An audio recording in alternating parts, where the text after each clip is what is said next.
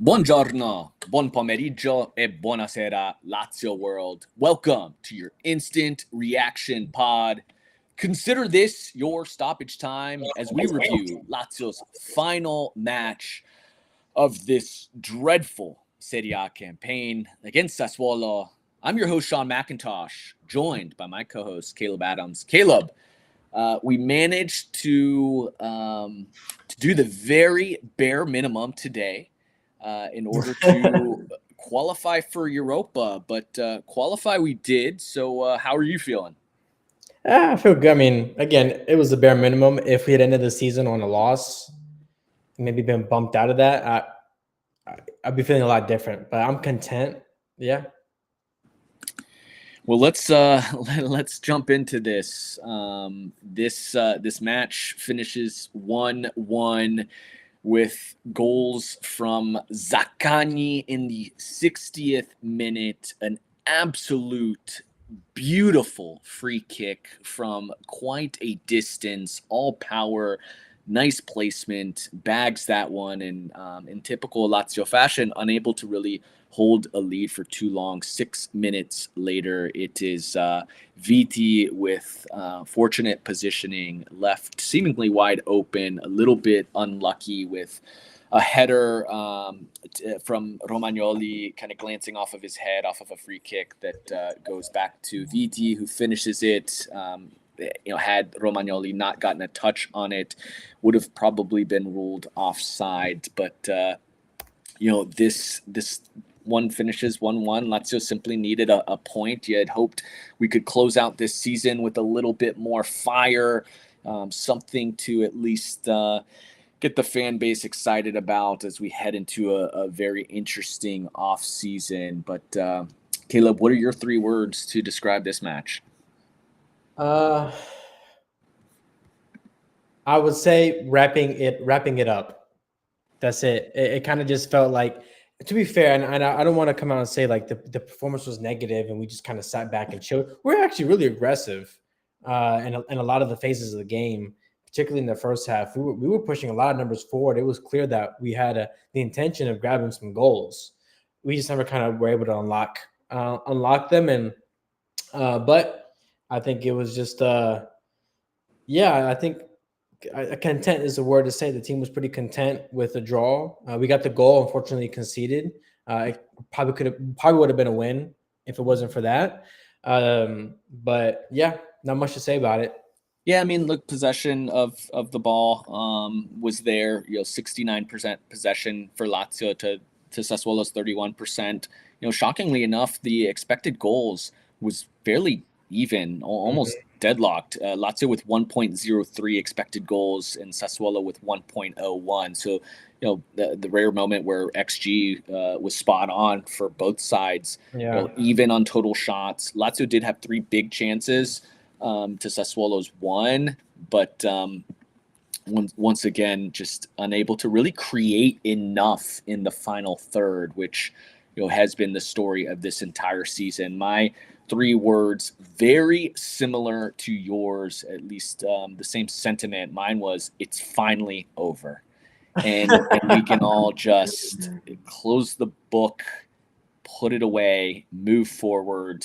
What a topsy-turvy season. I'd say, a season of ups and downs, but it felt like we had so few ups. There were certainly some moments, and particularly in Champions League, which gave us a little bit of reprieve from the chaos of Serie A and what seemed to be so much negativity and falling short of expectations and disappointing individual performances. So we did have that Champions League run to be hopeful about, but outside of that, it's just nice to close it, move forward. We're gonna be recording some episodes on the transfer market, and we're gonna do a review episode and spend some time really dissecting this season in and of itself. So we'll keep this episode relatively brief on this match, and this match really didn't offer a lot.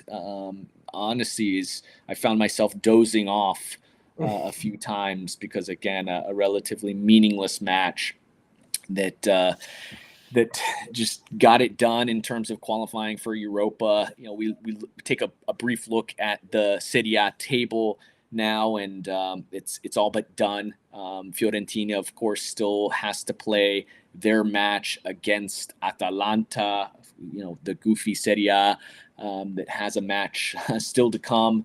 When everybody else is all said and done, but that one meaningless because Lazio was able to secure their point. So Lazio finishing at 7th. Unfortunately, our run of finishing ahead of Roma comes to an end. Roma right ahead of us at 6th place with 63 points.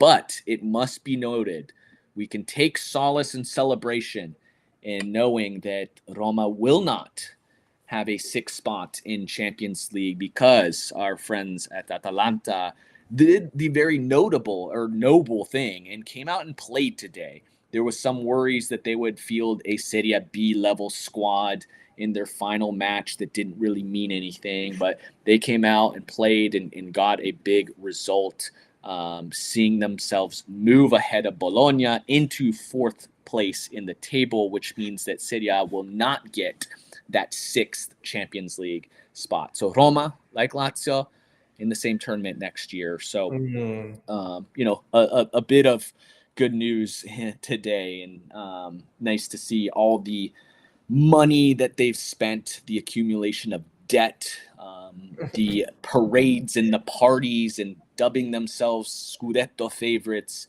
every offseason, and we've got Dybala and Lukaku, and it's over. Again, comes to nothing for them. An empty trophy cabinet and Europa with us. So welcome to the second tier again. But Caleb, in terms of individual performances in this one, who did you have as your man of the match? Yeah, for me, I was actually pretty straightforward. The few moments where the game was engaging, and I was maybe leaning in a little bit, looking, was when Kamada got the ball. Again, Kamada has been a name we've been saying over and over and over again here at the end of the season. But he had I think he had a chance in around the 30th minute where he received the ball, cut the ball into the box. No one was there. He nearly got a goal, but at the near post from a good ball from Pellegrini, where he tried to kind of nick it in the near post, was saved. If something was going to be created, if something was going to come, it was going to come from Kamada. Zaccagni came up big in that goal, but I largely feel that I will give it to Kamada simply because of he was a little more present in all phases of the game. And yeah, I mean, he was, again, just really sharp today and looking as a player that you hope we'd keep, but we'll see what things go. Yeah, I did have Zaccagni as mine. I think the goal was the cherry on top. I thought he was really aggressive, and one of our, if not our only attacker to really press forward, doing the things that Zaccagni does really well, keeping a defense on its heels. He started from relatively deep positions, so a lot of his runs were maybe not quite as dangerous as they are when he's further up the pitch, but he again provides pressure. You look at his statistics, he was 4 or 5 on successful dribbles, so a night in which he's beating his man. And then I thought so Zaccagni was my man of the match. Again, finishes it off with an absolutely beautiful goal. We've struggled from set pieces all season long. And but I also want to give a shout to Felipe Anderson, who comes on in the second half in this match. This is his last appearance in a Lazio shirt. What an important player he was in the history of Lazio. He has played for the side over 300 appearances, spanned across 2 different stints. After he left Lazio for a trip across Europe, and I think he is just a player that I think when you look back on, it's going to be a lot more positives than negatives, and certainly made Lazio fans frustrated because he does come with a lot of talent. But I think the player he has become, such a well-rounded player, today was on full display as well. The moment he was on the pitch, I mean, he had an incredible run minutes into coming onto the pitch, 57th minute, he has a brilliant run that just Mhm. sees him tackled at the edge of the box. And I thought he was going to score an individual goal that we would talk about for years to come, but he just had that little bit of juice in him. And, he made a couple tackles, and it was nice. I really wanted the goal for him. Yeah. Same as Cheeto. I thought, Cheeto came on and he looked springy. I wanted to see Cheeto come on a little bit earlier. Um, and we'll talk about that leading to our bidone. I thought for me that it was tough to issue out a bidone today. I didn't think that anybody particularly stunk it up in a way that that made it obvious to Yeah. me. So I think for that reason, I'm probably gonna give it to Tati. Yeah. I thought he was as invisible as you can get. Yeah. Nothing, I guess maybe this is harsh. Like maybe invisible for him is better than not, right? Because if he's not invisible, we're talking about catastrophic moments like what happened against Inter, where you Mm. know he has a chance, and we can argue if it was a foul or not, but he did really poor leading up to the defender catching him. But obviously sometimes he offers other areas and does some other things. I thought today I just didn't notice him whatsoever. So for that reason, he was my bidone. What about you? Yeah, Tati was up there for me as well. And in the same vein, I was gonna say Tati as well, but I'll change mine up just to sort of give a little different answer. I would say the next was Vecino. I thought the Vecino was largely invisible. Same sort of kind of thought process with Tati. Not particularly bad, but really wasn't offering anything on either side of the field. And that's even a little more concerning if you're a midfielder, because if you're not at least showing up defensively or facilitating play, like there's a lot more chances, I think, for midfielders to be involved than strikers. So for you to say a midfielder was largely invisible, it's probably not a good sign. So yeah, I mean, there's a reason why he was subbed out as early as he was. Because he was just largely ineffective in every phase.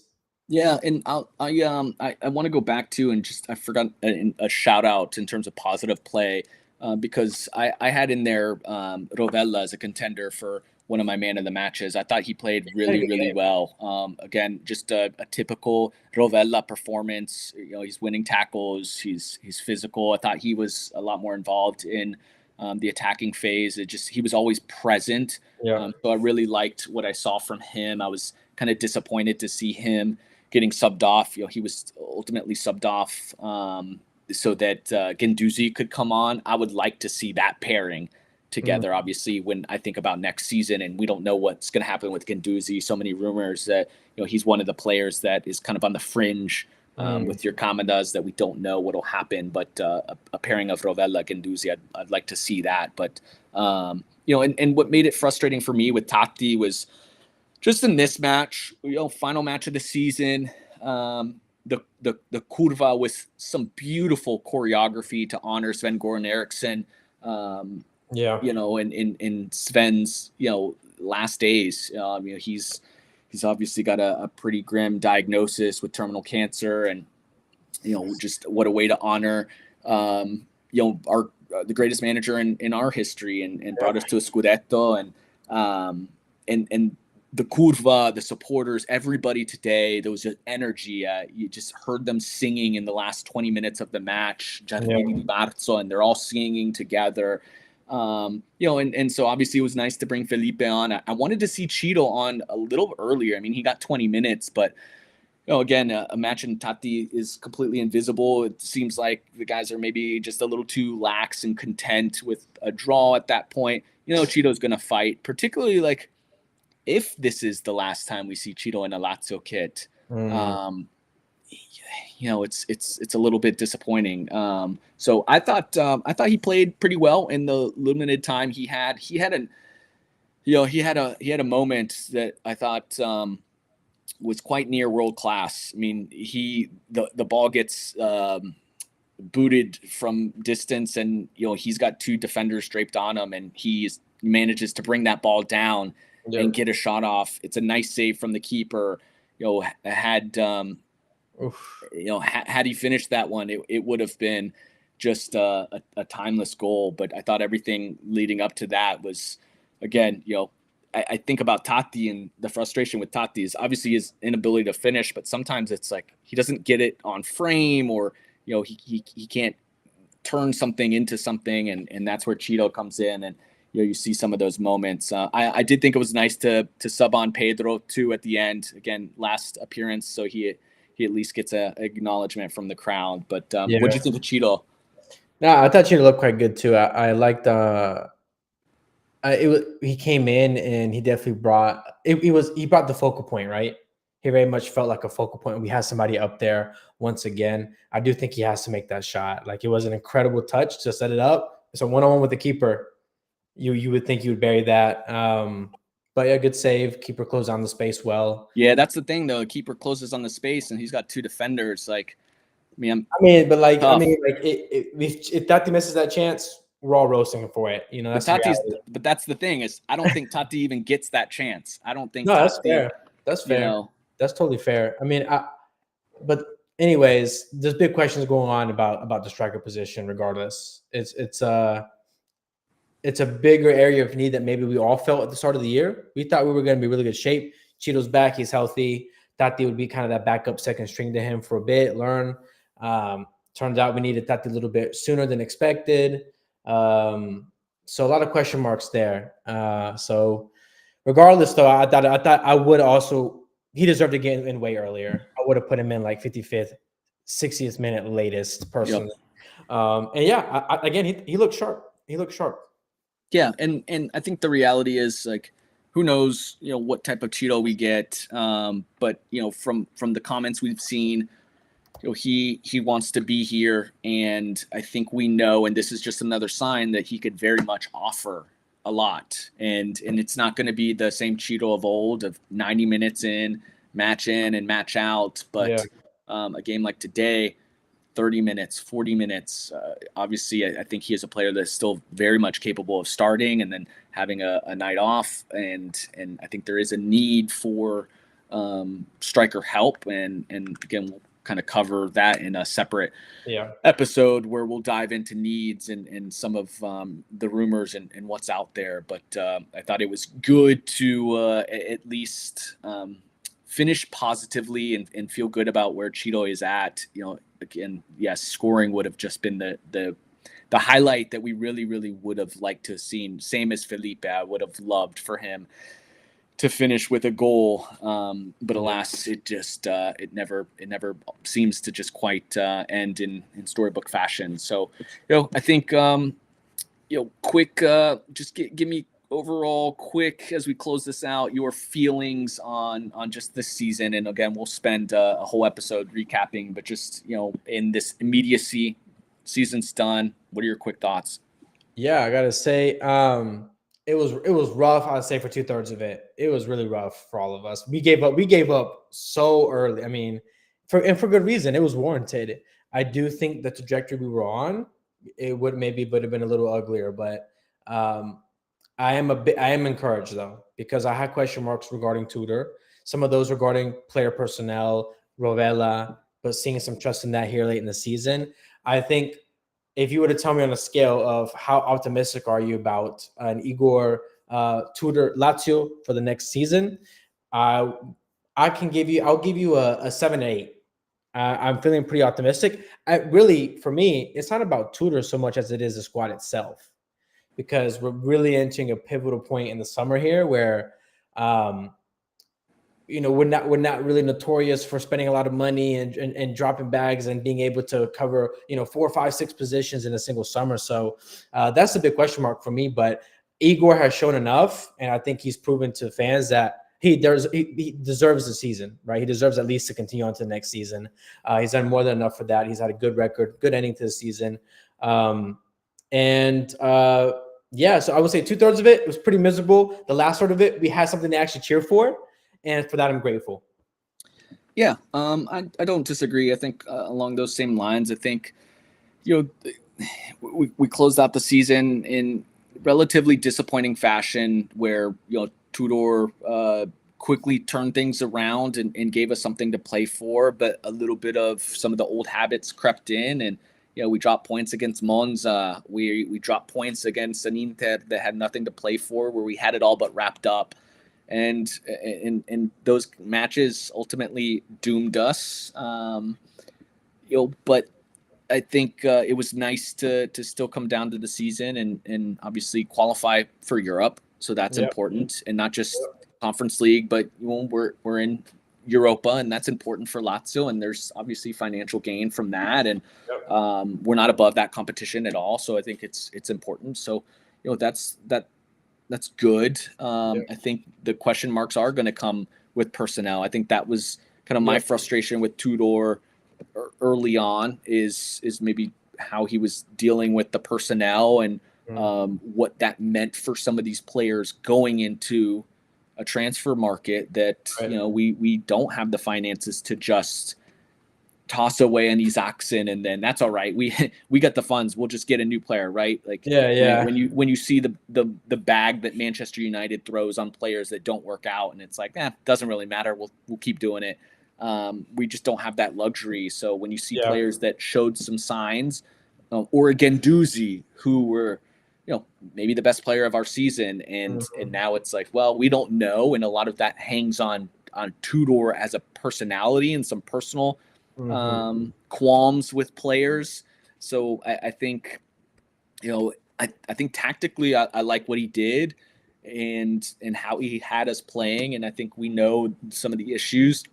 They can be addressed with personnel. So, it leaves us with a lot of questions, but, can feel decent enough that a season that looked like it could have been catastrophic, was salvageable in some ways. So, exactly. As I said, we plan on doing some episodes here to obviously cover the squad. While we won't be doing instant reaction episodes without having matches, we'll be doing an end of season recap. We'll ask folks to share their thoughts. We'll compile some of our notes throughout the season and dub some winners and losers. And then certainly focus on some of the mercato and what we expect to see in breaking any news too, and covering some of those acquisitions as they come, if they do. But win, lose, or draw, Champions League or Europa, we are always here for Lazio in the end. Make sure to follow us across all of our platforms on social, audio podcasts available on Spotify and Apple. As